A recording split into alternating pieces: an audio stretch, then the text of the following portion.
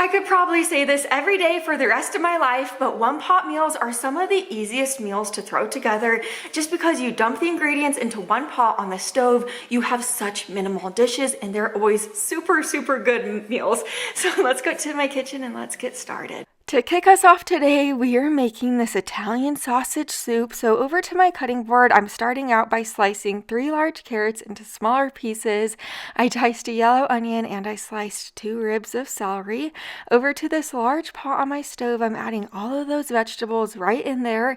Next, I'm going to be adding in 1 pound of Italian sausage. I'm using the sweet Italian sausage. If you know me, you probably know by now I just love the flavoring of the sweet Italian sausage. But you could use any type of Italian sausage that you like. Break that sausage up and cook it through. Once your sausage is completely cooked through, you do want to remove any excess grease from your pot. I'm just wiggling a paper towel around in my pot until that grease is mainly absorbed. So after I am through with that, I'm going to add in about a tablespoon of minced garlic. Just stir the garlic around, and the reason why you don't add the garlic in with the rest of the vegetables in the beginning is just because garlic does burn super easily. So you want to add it in and stir it super quick and then move on to the next steps. That's my little advice about garlic. But after that, go ahead and add in your seasonings: a teaspoon of salt, a teaspoon of pepper, a teaspoon of oregano, and a teaspoon of Italian seasoning. Now add in about 8 cups of chicken broth, or you could use veggie broth. Scrape all of those flavorful bits off the bottom of the pot right now, and then you're going to want to let this simmer covered for about 10 minutes. I promise this recipe is so easy to make. Once the simmering time is up, add in 1 cup of dientellini pasta or any type of small pasta that you'd like to add in. Give it a stir and let this simmer covered, stirring it occasionally for about 12 minutes or until the pasta is tender. And in last week's video, I got requests to share my garlic bread recipe with you, so here it is. Place slices of bread on a sheet pan, spray them with oil spray or brush the bread with a little bit of butter on top, and then sprinkle a little bit of garlic salt and Italian seasoning over that. This is all I do. I put it under the broiler in my oven for about 2 minutes or until it's golden brown, and this is the best easy garlic bread.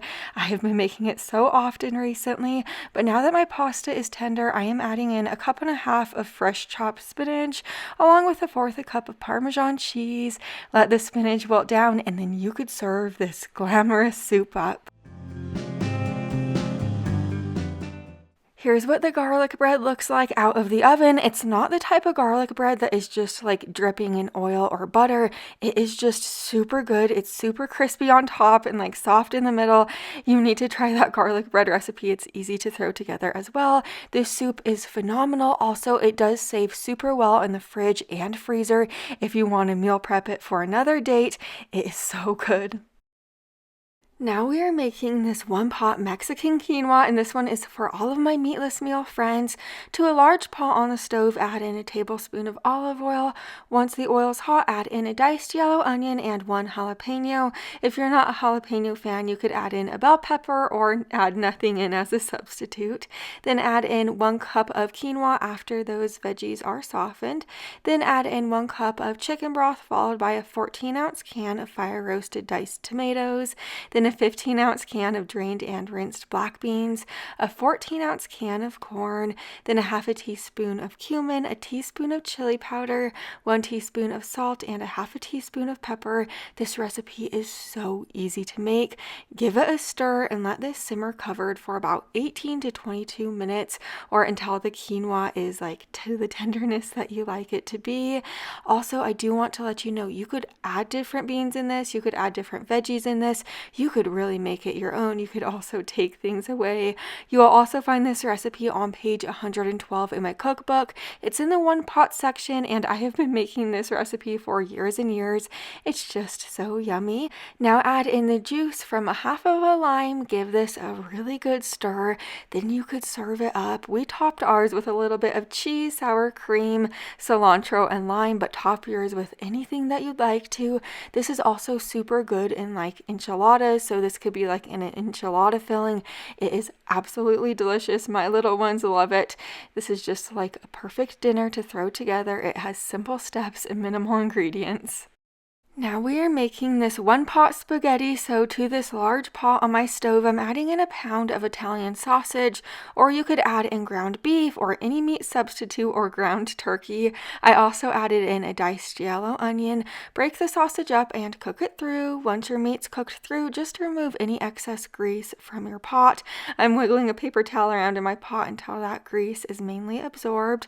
Now I'm adding in a tablespoon of minced garlic. Just stir that garlic around. Garlic normally cooks in about like 15 seconds. Garlic does burn easy, so just let it cook until it's fragrant. Now add in 1 3/4 cup of chicken broth, a half a cup of water, and then 24 ounces of pasta sauce. Give this a really good stir, and then after that, you are going to add in your spaghetti. So I'm using 8 ounces of spaghetti, so not an entire box, just use 8 ounces of spaghetti. Break the spaghetti in half and add it into your pot. Let this simmer covered for about 18 to 22 minutes or until the spaghetti is to the tenderness that you like it to be. Make sure you do stir this occasionally while it's simmering just so the pasta doesn't stick. And then once the pasta is tender, stir in 1/4 cup of Parmesan cheese. Then you could serve it up. This one pot spaghetti is the perfect easy weeknight meal to make on any busy night. We topped ours with a little bit extra Parmesan cheese and fresh parsley just to make it look pretty. And then I did serve this with fresh carrots and ranch on the side. So easy to throw together, and I've had some people ask me to try the food on camera. I'm a little awkward, but here I am. Now we are making this Cajun chicken Alfredo, and I am so excited. On my cutting board, I'm slicing 14 ounces of smoked sausage into half moons. I also diced 1 chicken breast. Over to this large pot, I'm adding in a tablespoon of olive oil. Once my oil's hot, I just added in that sausage and the chicken. Season just with a dash of salt and pepper, and let this cook on your stove for about 7 to 8 minutes, or until the chicken's cooked through and the sausage has like a golden brown crust on the outside. That will give it so much added flavor. Now add in a tablespoon of minced garlic, give it a little stir, then add in your 3 cups of chicken broth. After you add your chicken broth in, add in 2 cups of heavy cream, then add in 3/4 pound of penne pasta, or you could use any type of similar pasta. Next, add in your Cajun seasoning, add in a tablespoon of it, and you could use any type of Cajun seasoning. I got recommended this Tony seasoning from one of you guys, and I tried it and I really liked it. Give this a really good stir and let this simmer for about 16 to 18 minutes or until the pasta is tender. Then stir in a half a cup of Parmesan cheese. Once the cheese is melty, you could serve this easy dinner up. Here's my plate of food. This is absolutely so good. It is such a fun twist on regular chicken Alfredo. I really need to cook with smoked sausage more often. It's so affordable and so delicious. It just adds such a big punch of flavor. Now we are making this ground turkey pasta, so over to my cutting board. I'm starting out by dicing a red bell pepper into smaller pieces. I'm also dicing a yellow onion into smaller pieces as well. Over to this big pot on my stove, I added in a tablespoon of olive oil. Next, add in a pound of ground turkey. If you're looking for an affordable ground turkey brand, I find the Festive brand is super affordable at my Walmart. Then I added in my bell pepper, onion, and minced garlic. The ground turkey will help prevent the garlic from burning. Break the ground turkey up and cook it through at this point. Open up your cookbook and you will find this recipe on page 111. I have over 100 recipes in this book. There's 8 sections ranging from breakfast, sides, dinners, and desserts. I have it all in this book. But once the ground turkey's cooked through, add in your seasonings. So a teaspoon of salt, a half a teaspoon of pepper, 2 teaspoons of chili powder, a half a teaspoon of cumin, and a half a teaspoon of paprika. But instead of all those seasonings, if you want to just add in a tablespoon of taco seasoning, you certainly can.